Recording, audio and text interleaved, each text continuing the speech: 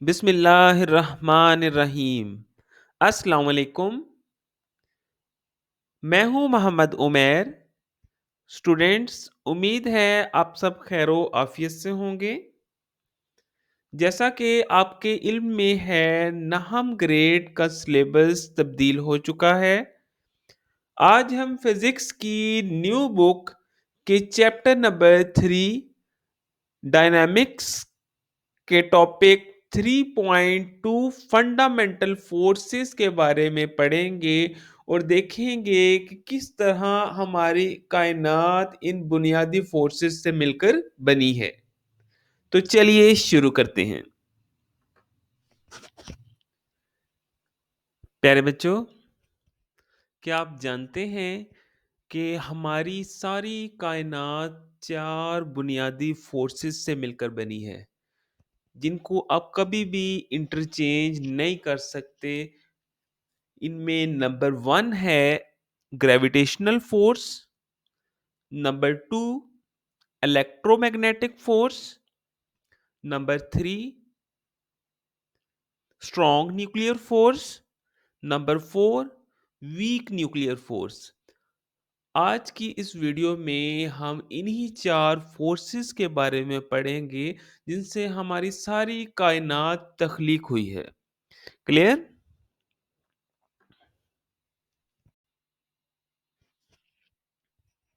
Gravitational force. तो बेटा, gravitational force ये एक ऐसी फोर्स है जिसकी वजह से आप अभी अपनी एक सीट पर मौजूद हैं। ज़मीन पर अगर हम इस वक्त मौजूद हैं तो ग्रेविटेशनल फोर्स की वजह से ही मौजूद हैं। कॉन्टैक्ट और नॉन कॉन्टैक्ट फोर्स के टॉपिक में हम इसके बारे में काफ़ी ज़्यादा हद तक डिस्कस कर चुके हैं। अब हम इसी को आगे बढ़ाएंगे। Gravitational force is the force that pulls object with mass towards itself। जैसा कि आप तस्वीर में देख सकते हैं कि ये ग्रेविटेशनल फोर्स एक ऐसी फोर्स है जो कि बॉडीज को, मैसेस को अपनी जानिब अट्रैक्ट करने की सलाहियत रखती है। It is the weakest among all forces. ये तमाम फोर्सेस में से कमज़ोर तरीन फोर्स है। It is a long range force. It extends to infinite distance. Law of gravitation में हम पढ़ चुके हैं, ग्रेविटेशनल फोर्स बराबर होती है जी m1 m2 और आर स्केयर। जितना दो बॉडीज के दरमियान फासला बढ़ता जाएगा उतनी ग्रेविटेशनल फोर्स कमजोर होती जाएगी। क्लियर?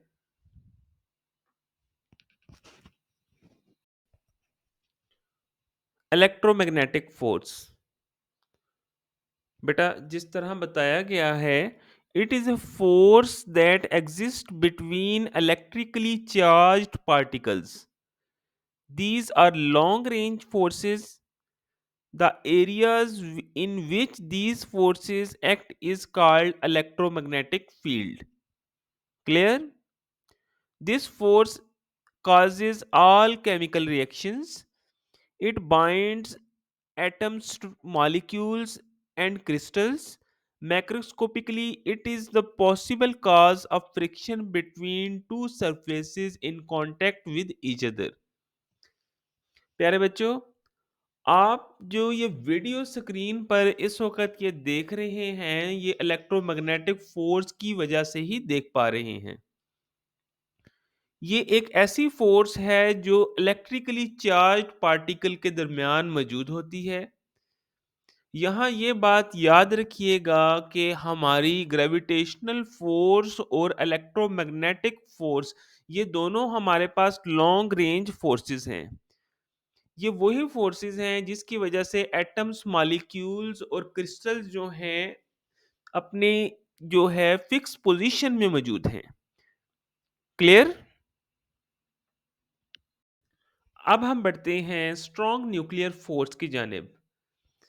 स्ट्रॉन्ग न्यूक्लियर फोर्स एक ऐसी फोर्स है जो न्यूक्लियस में मौजूद पार्टिकल्स को इकट्ठा जोड़े रखती है।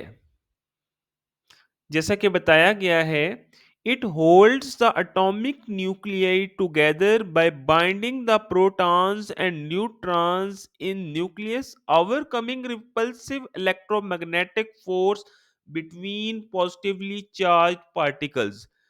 It is a short range force. इसकी स्ट्रेंथ का अंदाज़ा आप इसी चीज़ से लगा सकते हैं कि जब आप जानते हैं कि न्यूक्लियस में मौजूद प्रोटॉन्स जो कि चार्ज पार्टिकल्स हैं, उनके दरमियान रिपल्सिव फोर्स भी मौजूद है और ये न्यूक्लियर फोर्स हमारी इतनी स्ट्रांग फोर्स है जो कि इन एटम्स को इकट्ठे जोड़े हुए है। क्लियर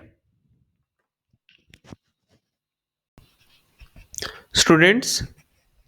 वीक न्यूक्लियर फोर्स में रेडियोएक्टिव डिके का प्रोसेस होता है। ये बहुत रेयर पाई जाती है जिसमें पार्टिकल्स अपनी स्टेट चेंज करते हैं, अनस्टेबल से स्टेबिलिटी की तरफ ये मूव करते हैं।